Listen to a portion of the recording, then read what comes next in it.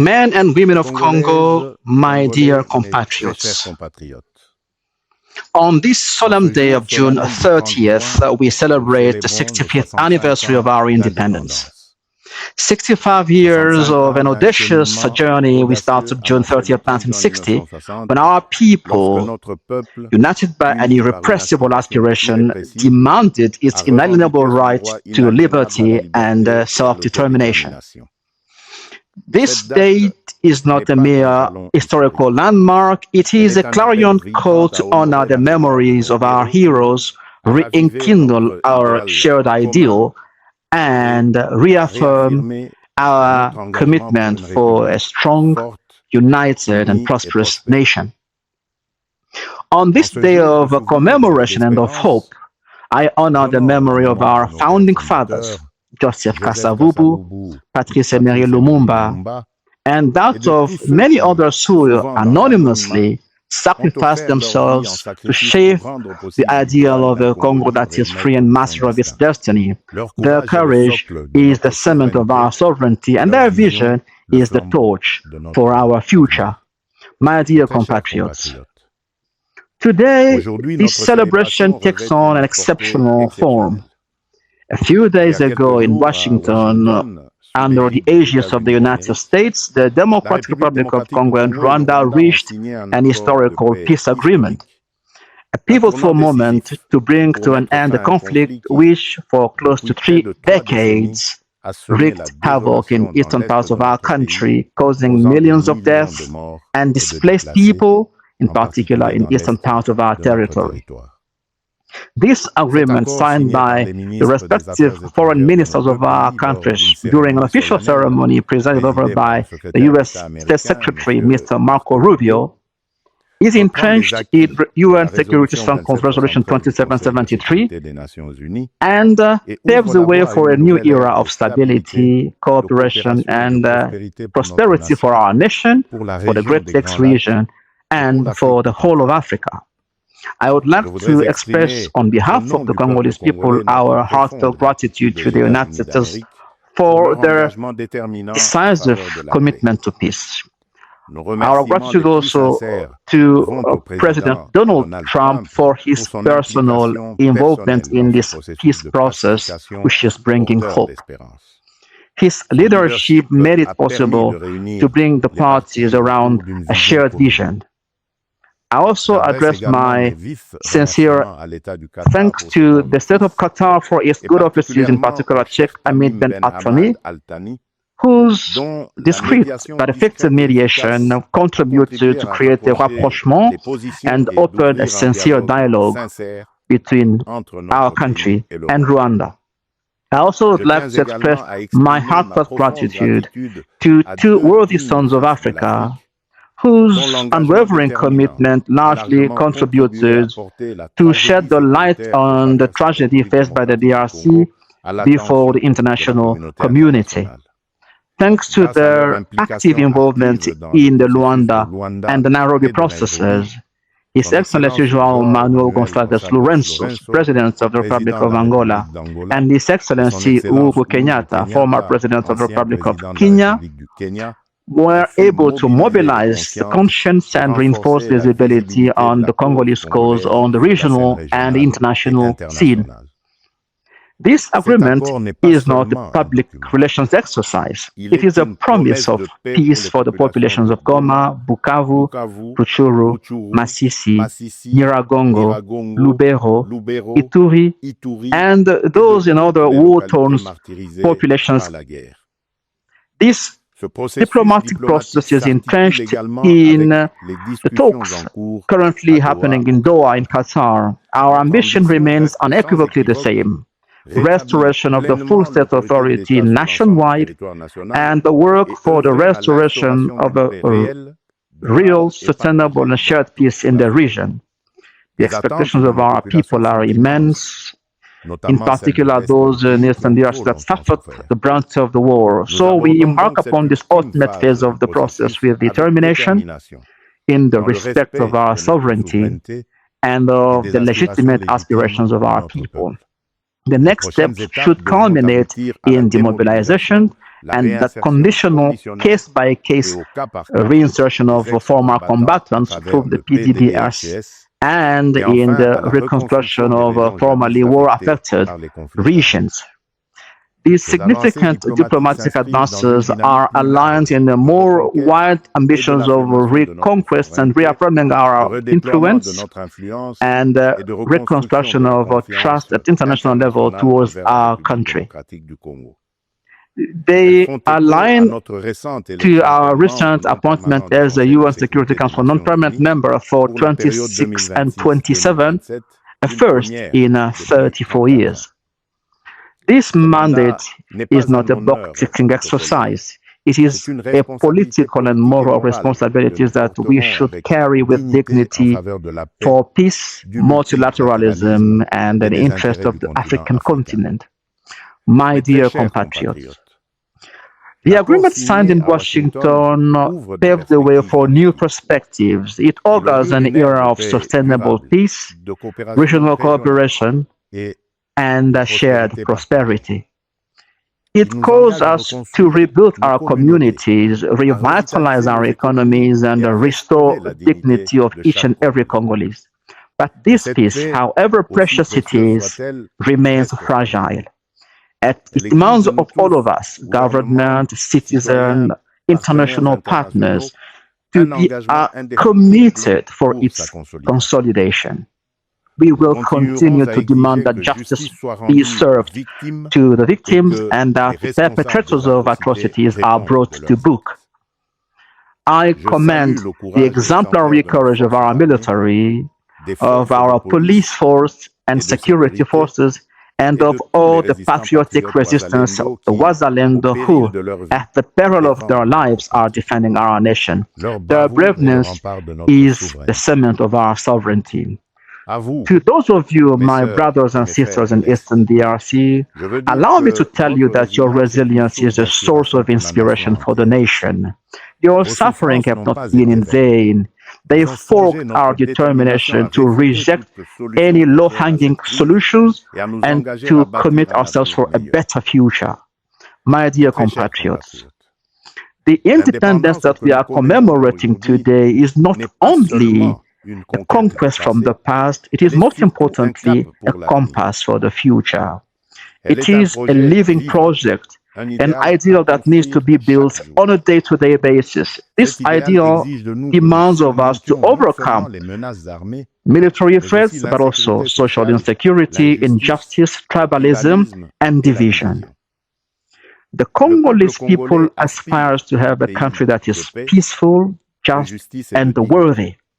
A country where we can and we should live at peace, work with honor, and guarantee to each Congolese child the freedom to dream big, fearless, for a better future. Achieving that goal demands of us all of our efforts, institutions, citizens, the diaspora, partners, to aggregate around one ideal, build a modern, safe, and respected nation.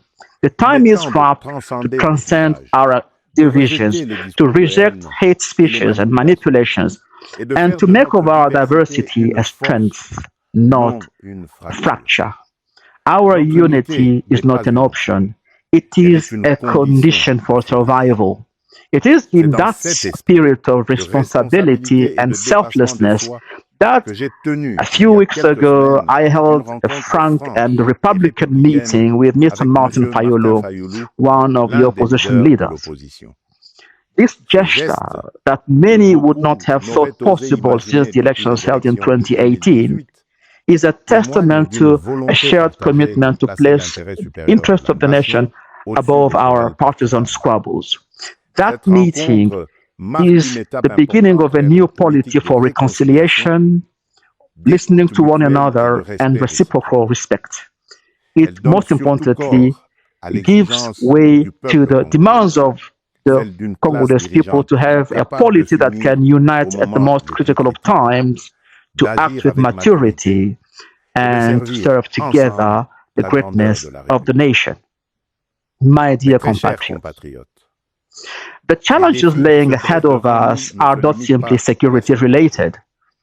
In Kinshasa, for instance, congestion and traffic are affecting living conditions. Lack of discipline, disorderly urbanizations, and lack of public transport make it difficult for our people to live. In Kalemi, in Kasangulu, and even here in the capital, Kinshasa, flows that have happened recently caused a lot of losses in human lives and material destruction, swiping away houses and roads and causing massive population displacement. These extreme climatic events are a reminder to act on our fund for territorial urbanizations and climatic resilience. In Bandaka, the capsizing of a ship cost lives to many of our compatriots, bringing the nation into mourning. In Chikapa, in Kolwezi, in Likasi, Kananga, or Kikwit, access to drinking water, to electricity, to healthcare, and to education are still pressing priorities. In the face of these challenges, the nation did not remain indifferent. The nation acted. Support missions were deployed, emergency funds were raised, structuring projects were initiated in order to reinforce infrastructures and improve the living conditions. But these efforts, however important they may be, will not suffice without solidarity from the nation. They have to be supported by more effective administration, better institutional coordination, and responsibility at every level of powers. I call for in-depth change of behavior. We need to adopt collective discipline, exemplary civism, and the respect of living rules in the community. I would also to call on you to be more patriotic, to be more accountable, which will make of our country a beacon of stability and progress, my dear compatriots.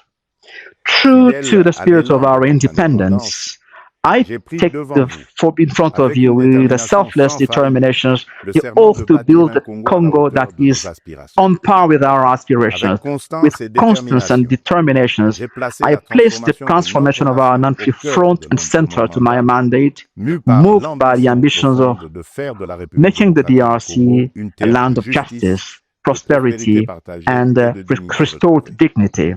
This vision that I carry for and with you irrigates each and every one of our decisions and underpins the audacious reforms that we are undertaking in a spirit of renewal and assumed sovereignty. Alongside the executive, I implemented a series of economic, judiciary, and institutional reforms aimed at building state and rule of law, eradicating corruption, and creating a business climate which is conducive to investment and enterprise.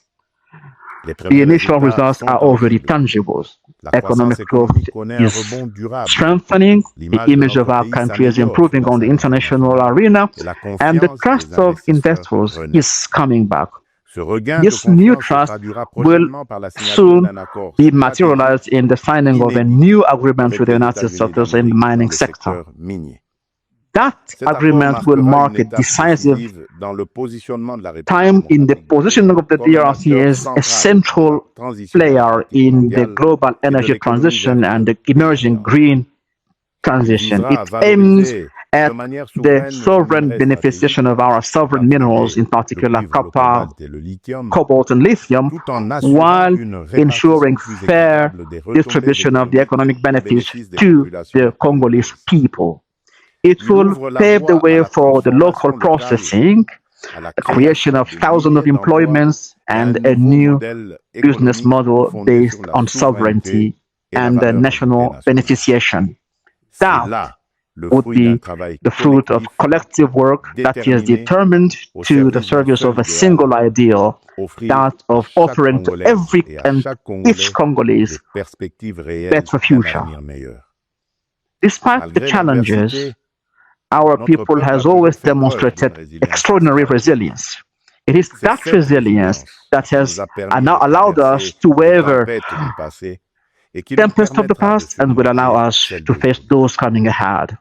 Congo today is not that of fatality and despondency. As peace is about to be restored across national territory, a new chapter is about to be opened for our history, carried by the unwavering courage, the resilience of our country, and the acting solidarity of all sons and daughters of our country. To our partners in the United States, in China, in Europe, in the Middle East, on the African continent, and the world over, let me tell you this solemnly, the DRC is back, ready to strike strategic partnerships that are reliable, transparent, but most importantly, win-win. We have the means to achieve our ambition. We have exceptional resources. We have a geopolitical, strategic positions, talented people, but also a forward-looking leadership. We are ready to play our role, to play our partition in the face of the challenges of the day. Peace, energy transition, sustainable development, and African integration. I would love to, however, reaffirm with clarity the red lines that will never be crossed.